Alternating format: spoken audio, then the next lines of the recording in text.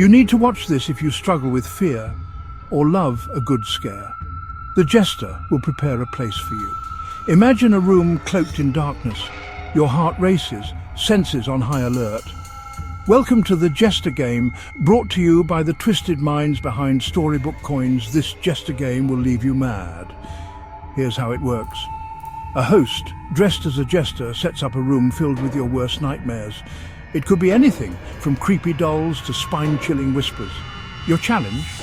To sit or stand in that room in complete darkness for the desired amount of time. Feeling brave yet? Here's the catch. If you decide you can't handle it, you can signal to quit at any moment. But if you stick it out, you'll have to face what's in the room before claiming your prize. Think you can outsmart the jester and conquer your fears?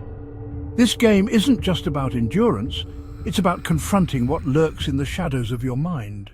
So gather your courage, dim the lights, and step into the jester's realm. The prize awaits, but so does the terror.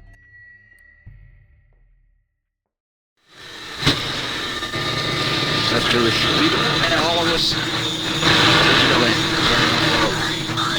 This is Storybook Radio. Deep in sleep, Callie feels the lights in her room dim. She shifts on the mattress, trying to sink deeper into comfort, but the surface beneath her has changed. It has gone stiff under her weight. Grooves press through her clothes, throwing her body slightly out of alignment. She rolls onto her side, then onto her back, searching for the soft guide of her bed. It never comes. Her eyes open. She expects sunlight to be pouring through the window beside her bed. A yawn escapes as she lifts one hand to her hair. Her black curls are pressed unevenly against her head, and with 2 fingers, she separates a few tangled strands before opening her eyes fully. What she sees turns her stomach. What the fuck? Callie sits up fast. Everything that should make the space familiar has been stripped away. The bed, the window, the dresser, and any proof that she's still inside her own bedroom.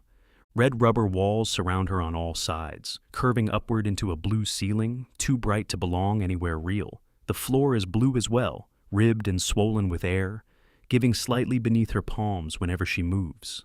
The colors make the chamber resemble something built for children. Yet nothing about waking inside it feels playful. Callie had always believed she could buy her way out of almost anything. Mistakes, consequences, problems. Everything seemed to have a price. Money opened doors, softened conflict, and made inconvenient situations disappear before they became permanent. Standing in this place, however, she has the sickening feeling that none of those advantages matter. She springs to her feet. She's still dressed for work, wearing slacks and an ivory green top, as if she's been plucked from the middle of an ordinary day and dropped somewhere impossible. Then she sees Derrick lying nearby on the air-filled floor, his gray suit wrinkled from sleep and his green striped tie still in place. Dark stubble shadows his jaw, but the sight of him cuts through her panic with a desperate relief. "Wake up, Derrick! Wake up!" He stirs, his eyes opening slowly. At first, his stare moves across the chamber without understanding. Then the red walls, blue floor, and curved ceiling come into focus. Everything lands at once. Whoa! The shock sends him upright. "Callie, where are we?" "I don't know. We were just..." The words die before she can finish them. Callie searches her memory, reaching for anything solid. An office, a drive home, a conversation, any explanation for how they ended up here. Instead, she finds a blank space, as if someone removed the middle of the day and left only the consequence. Derrick straightens his shirt and scans their surroundings. "We had to have been coming back from work," he says. "Maybe." Neither of them sounds convinced. They examine the space quickly. The chamber is empty of furniture, people, or any visible seams suggesting a hidden door. Then Callie notices the perfectly round hole in the far left corner. Inside it, a blue chute angles downward and curves out of sight. Her breath stalls.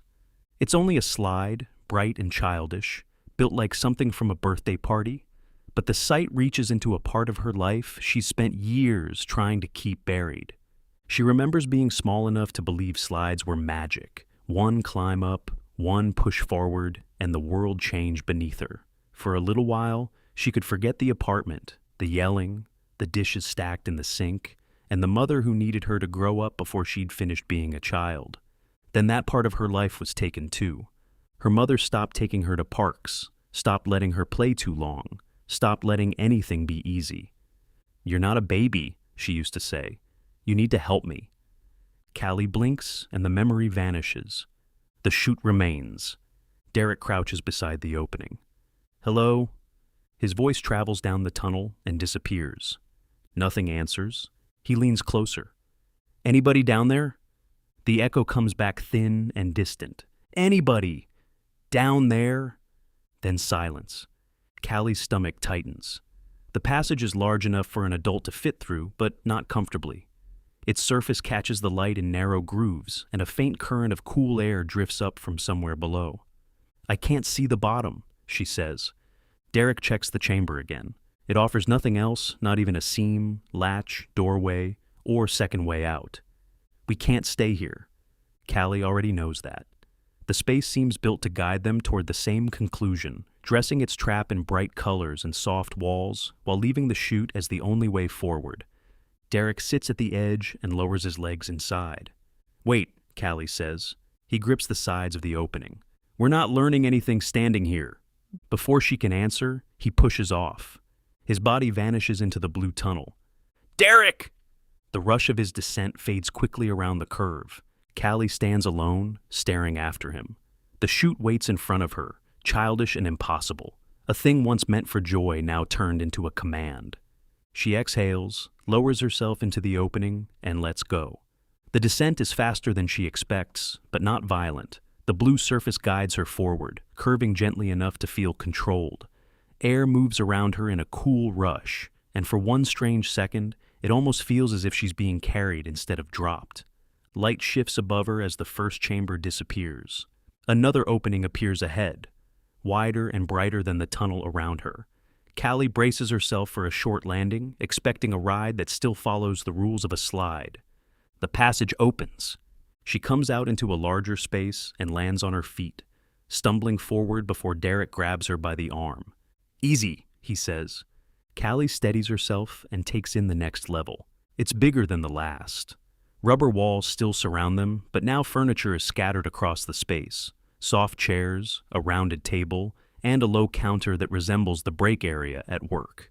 Everything is slightly oversized and imprecise, as though built from memory instead of measurement. Neither of them speaks at first. "It looks familiar," Callie says. Derrick studies the layout. "Yeah, it does." He steps deeper into the space. The resemblance isn't exact, but close enough to feel deliberate. "This looks like work." Callie nods. "The layout, the break area, even the desks." Derrick lets out a short breath. So either someone's messing with us, or we're both thinking of the same place for some reason. Pieces of the day begin to return. Her apartment comes back first, along with the usual morning rush and the coffee she'd left unfinished on the counter. Then the office. A new hire had arrived late, nervous and unsure where to park. Callie remembers pointing toward the lot, telling her where to go. The exchange feels close, as if it happened minutes ago instead of in some life that no longer belongs to her. "I was at work," she says quietly. Derrick turns to her. "So was I." The memory doesn't comfort her. It only confirms that they were brought here from the same place. Not together, just aligned. Then Callie notices another opening in the far wall, another way down. This one is blue like the first, built slightly higher than the floor, part of the same strange system. The angle appears steeper, but not enough to alarm her at first glance. It still resembles something harmless. Derrick notices it too. Again, Callie studies the opening. The space around them remains still. Nothing rushes them forward. That somehow makes the chute feel worse. "It's the only direction we've been given," she says. "Yeah," Derrick says. "That's what I don't like." After a beat, Callie sits at the edge. Derrick watches her. "You sure?" She doesn't answer. She pushes off. Derrick follows right behind her. This descent feels smoother than the last, longer too. The tunnel curves in a wide, patient arc, easing them forward instead of pulling them down. The darkness breaks occasionally with soft light leaking through unseen gaps, giving the ride a rhythm that almost feels controlled. Callie lets herself believe the place has rules, that its levels are part of some design she might eventually understand. Then the tunnel opens, and the world drops away. Callie's body lifts from the slide. For one impossible second, there's nothing beneath her but open air. The passage has ended too early. Her stomach rises into her throat as the blue plastic disappears behind her, and the larger chamber below rushes up faster than her mind can measure. Callie! Derrick's shout ripples through the space ahead of her. She falls. The drop isn't long enough to become a thought, but it's long enough to become fear. 20 feet, maybe more. Enough time for the chute to change from something childish into something cruel. Then she hits. The air-filled floor receives her with a violent bounce. The impact punches breath from her lungs as the surface caves beneath her, throws her sideways, and rolls her onto one shoulder. Pain flashes through her ribs, then settles into a dull ache as the floor swells back into shape. For a moment, she can do nothing but breathe.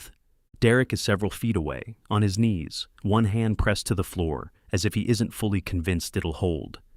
You okay? Callie pushes herself up slowly. I don't know. She turns toward the opening. It sits high in the wall above them, bright blue and harmless looking, as though it didn't just drop them from the height of a second-story balcony. The place has lied to them once now. That changes everything. Derrick studies the opening too.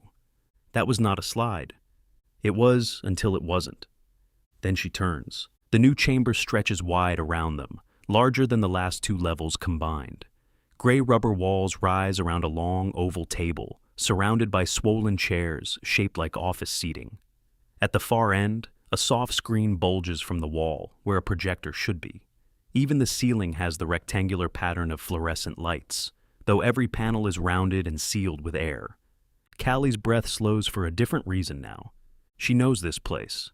Derrick stands beside her, brushing at his suit as he studies the imitation of professionalism built from toy material. This is the conference room, he says. Callie doesn't answer. The memory comes before she can stop it. A meeting had just ended. People were pushing back chairs, gathering folders, checking phones, pretending they had somewhere more important to be. Callie remembers staying near the end of the table, reviewing notes while the last voices faded into the hallway. Then Derrick had appeared near the doorway with a mop bucket and that grin he used like a tool. Maintenance had been his title then. A meddling maintenance guy with scuffed boots, a cheap watch, and the confidence of someone who knew charm could make up for what money hadn't given him. He always found a reason to linger after meetings, a trash bag that needed changing, a vent that sounded wrong, a light that flickered only when Callie happened to be nearby. At first she thought he was just friendly, then she understood. Derrick saw her as more than a woman he wanted. He saw her as a way up, a better apartment, better clothes, better rooms to stand in, maybe even a better life if she ever decided to hire him into her company and pull him out of maintenance for good. Callie had known all of that. What made it complicated was that he still made her laugh. Derrick had poor guy comedy down to a science. He told stories about money leaving his account like it had somewhere better to be, or starting fake arguments with the bank after his card declined in a store, as if the bank owed him an apology for embarrassing him in public. She had laughed harder than she meant to. That was how it started. Not with romance, with a joke she should have ignored. Callie blinks, and the memory loosens its grip. Derrick stands beside her now, without the mop bucket or maintenance uniform, wearing the wrinkled gray suit and green striped tie she helped him grow into. He glances from the room to her. You remember this place? He asks. Callie nods slowly. This is where I first noticed you. Derrick's face changes. Fear gives way to something smaller, almost embarrassed. Then Callie sees what waits past him. Another slide sits near the far side of the conference room. This one isn't built into the wall. It rests directly on the ground. The blue plastic begins at floor level, low and wide, then dips into an opening that seems to sink beneath the chamber itself. It resembles a slide someone might place on a playground mat, except the bottom is missing. The surface vanishes into a dark tunnel that angles downward too quickly for either of them to see where it ends. Derrick turns and sees it. Oh, come on. The room suddenly feels taller than it should. The chute that dropped them here sits high above, while this new one disappears into another level below.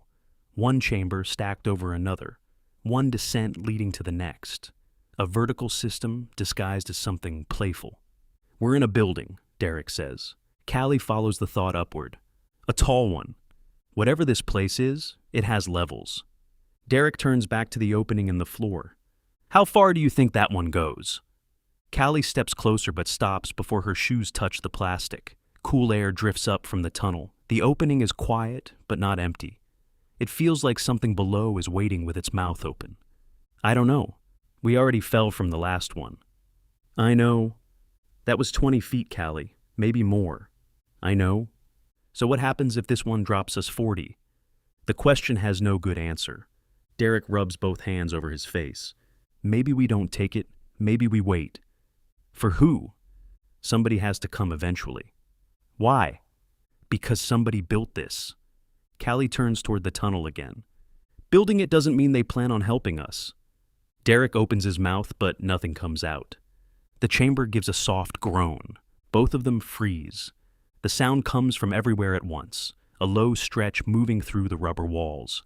The ceiling dips slightly, then rounds back into place. One of the chairs beside the table leans inward before correcting itself.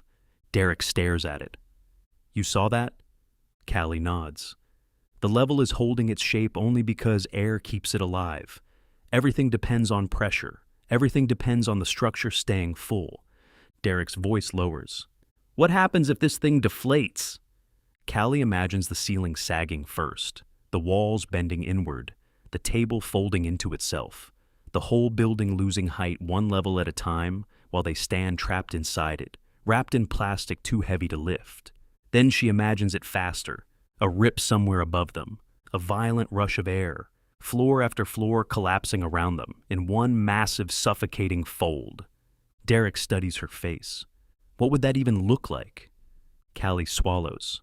Like drowning without water.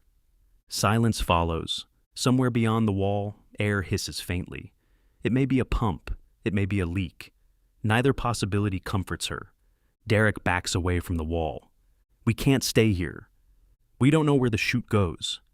We don't know what happens if we wait either. Callie studies the opening again. The blue surface begins so harmlessly on the ground.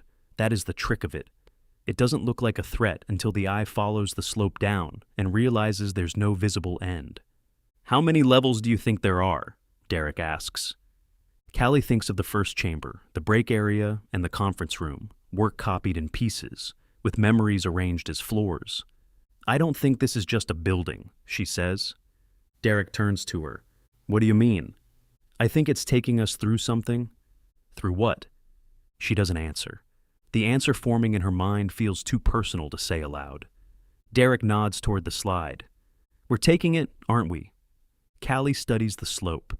After the last drop, she no longer trusts anything shaped like a way out. Feet first, she says. Use your shoes against the sides. Slow yourself down before the end. Derrick lowers himself beside her. Great. Now we're breaking with dress shoes. Callie goes first, keeping her body low and pressing her heels into the blue plastic. The tunnel takes her fast, but this time she fights it. Derrick follows close behind, grunting as the passage curves sharply beneath them. A thin vertical slit appears ahead, bright around the edges. Brace! Callie pulls her knees in and hits the opening feet first. The slit gives with a soft burst of air. She spills into the next level and rolls against a rubber wall. Derrick comes through right after her, hitting the corridor hard. A fart slips out the second he lands. Callie dies laughing before she can stop herself. That stupid smirk on his face makes it worse. For one brief moment, the fear loosens. Then the corridor seems to notice. Callie's laughter fades as she takes in the narrow passage. Air-filled office suites line both sides, each one shaped into a sealed doorway with soft nameplates, rounded frames, and fake windows glowing pale from within. Derrick pushes against the nearest door. Nothing. Callie checks the opposite side. It gives under her hands, then swells back into place. Sealed, Derrick says. Callie scans the corridor. Her real office flashes through her mind. Glass walls, a black desk, the phone pressed to her ear as someone explains market share and risk. Then the receiver slams hard against the desk. We'll buy them out. The memory cuts off. Ahead of them, another slide waits at the end of the corridor. They move again, feet first, shoes pressed to the sides, bodies low enough to control the speed. This descent isn't cruel. It bends and dips smoothly, carrying them through a rhythm they begin to understand. The next slit opens into another level, and another space gives way to another slide. The building keeps sending them lower, but the terror starts to loosen into something dangerously close to play. Callie learns the timing of it. Lean back before the curve, press her heels against the sides, brace when the light widens ahead. Derrick catches on too, laughing before they even reach the bottom of the next chute.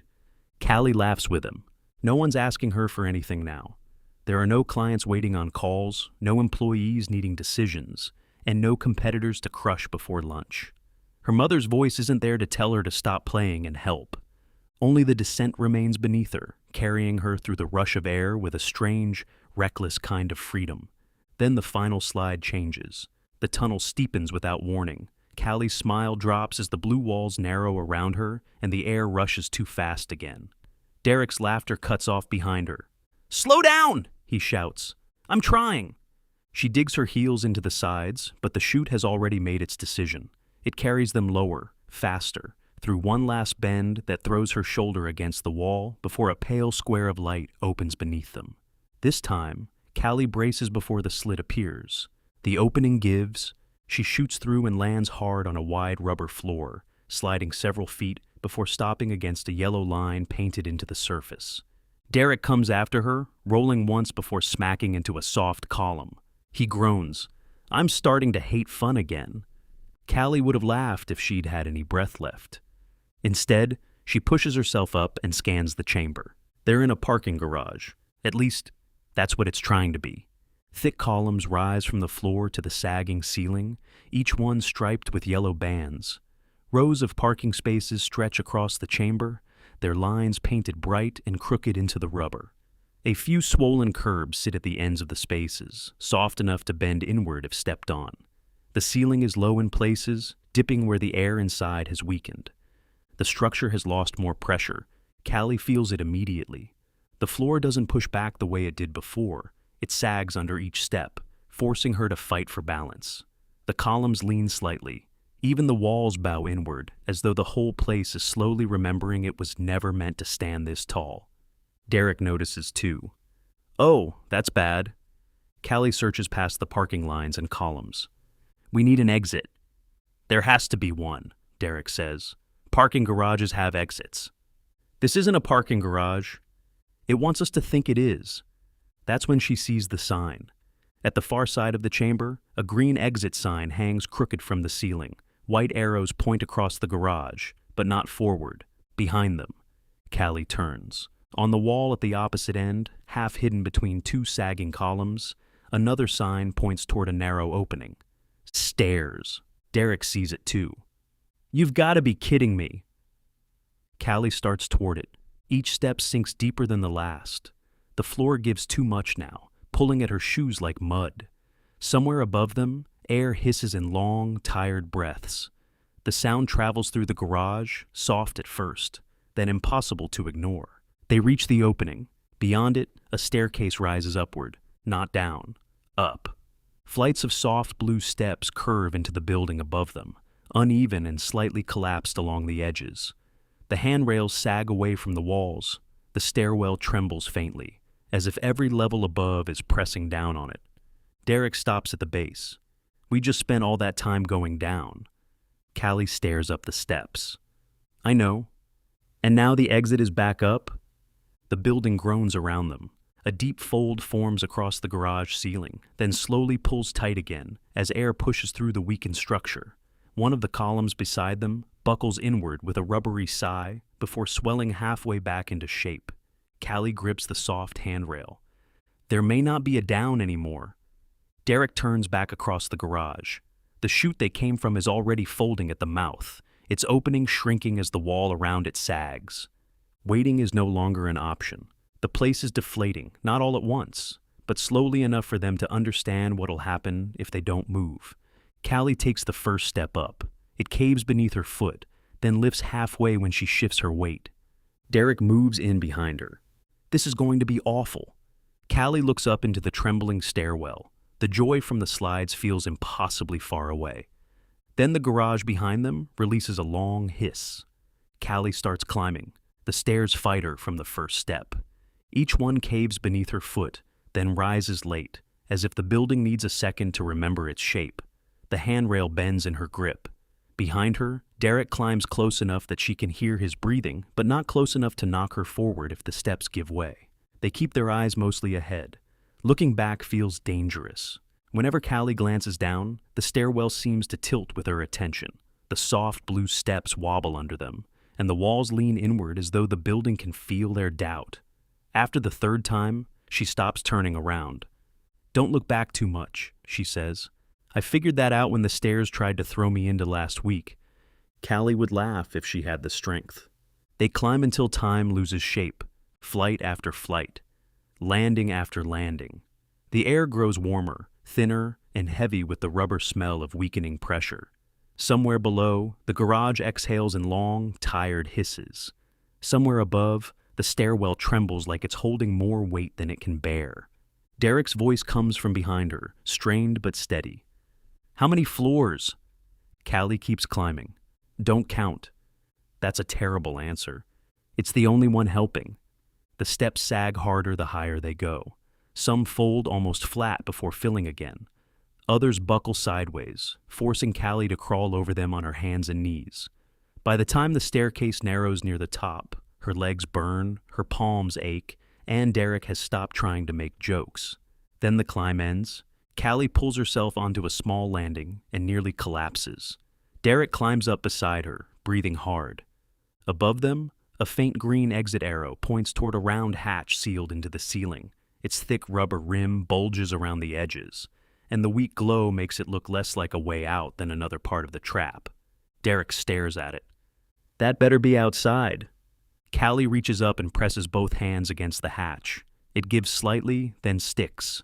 Derrick steps in beside her. Together they push until the seal puckers, groans, and finally peels open with a wet, rubbery sound. Cold air rushes in. Real air. Callie climbs through first. She pulls herself onto the roof and freezes. There's no city around them, no streetlights, no office parking lot, and no sound of traffic. Only darkness spreads in every direction, thick enough to feel built rather than natural. Derrick comes through behind her. What the hell? They're standing on top of the inflatable building. The roof shifts under them, soft and unstable, dipping with every movement. Around them, the structure rises and falls in uneven sections, like a giant toy left outside too long. Below the edge, fog swallows the sides before Callie can see how far down it goes. Then Derrick points. "Callie!" A small exit sign glows near the edge. Its arrow points toward a slide attached to the side of the building. Callie walks toward it slowly. The chute begins at the roof and drops over the edge, vanishing into fog several stories below. It is narrow, blue, and steep, connected to the structure like an emergency escape route designed by someone who didn't care what fear did to a person before saving them. The sight rings an alarm inside her, not from here, from somewhere older. The park across the street from her job. The slide there had been blue too, high enough to scare her, but not enough to stop her. She remembers climbing it as a child, one hand on the rail, her mother watching from a bench with that impatient look already forming. Callie had gone down laughing. When she reached the bottom, her mother didn't smile. "Good," she had said. "Now you're done playing." After that, childhood seemed to close like a door. Parks became errands, laughter became noise. Every moment of joy needed a reason, and every reason eventually became work. Callie peers over the edge now. The fog waits below.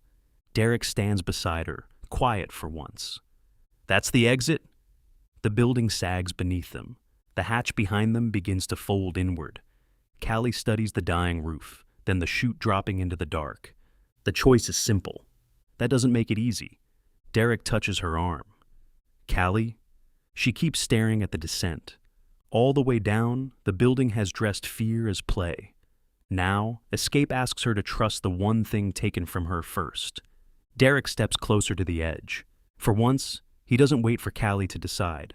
The slide drops beside him, blue and narrow, disappearing into fog so thick it looks less like weather than a wall. Callie expects him to joke, to stall, to turn fear into something small enough to laugh at. He does not. Something changes in his face. Maybe he's tired of being the man she found in maintenance, tired of being the funny one, the grateful one, the one she pulled upward and reshaped into something more acceptable. A suit, a title, a business partner. Maybe he wants to prove, if only once, that he can lead without being invited to. Derrick faces her. You don't have to do this by yourself. Callie's throat tightens. Before she can answer, he sits at the top of the slide. Derrick, he pushes off. The chute takes him immediately. His body drops into the dark curve, fast and clean, and within seconds the fog swallows him whole. Callie stands frozen at the edge. Below her, nothing moves. The roof sags beneath her feet. Behind her, the hatch folds deeper into itself. The building exhales through 100 seams, tired and thinning, losing the shape that kept them alive long enough to reach this point. Then Derrick's voice rises faintly from below. Callie! Not a scream, a call. She steps onto the slide before fear can rebuild itself. The moment she lets go, the roof disappears behind her.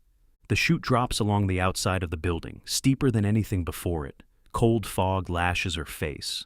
The world blurs into darkness, rubber, wind, and the distant sound of the structure collapsing above her.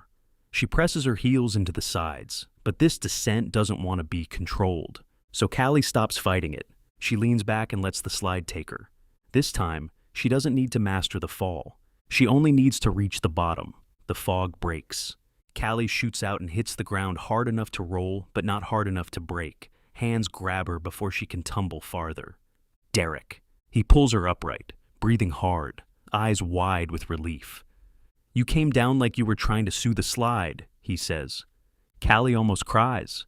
Instead, she laughs once, shaky and exhausted. Then she sees what surrounds them. Buildings stand in the distance as black outlines against a darker sky. Streets stretch between them, without pavement, formed instead from layered shadows. Tall shapes move through the gloom, their bodies thin and wavering, like people made from whatever is left when light gives up. Dark inhabitants stroll past without hurry. Some don't look at Callie and Derrick at all. Others turn their featureless heads as they pass, mildly curious, as if two humans falling out of a slide is strange but not impossible here. One figure stops near them. It is taller than the others, narrow at the shoulders, its outline flickering at the edges. It studies the towering structure behind them, then the slide curling down its side. The stopped figure speaks in a voice like paper rubbing together. New attraction? Callie turns slowly. Behind them, the massive air-filled building sags into the dark. Through the fog ahead, the shadowed outline of Primal Health Corporation rises over the children's park, where the bouncy house and slide sit frozen in silhouette, positioned exactly where they would be across the street in the world above. Derrick studies both shapes. The building, he says quietly. Callie follows his eyes.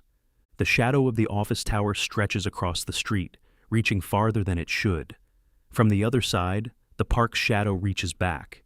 Where the two overlap, the shape of the inflatable building rises between them.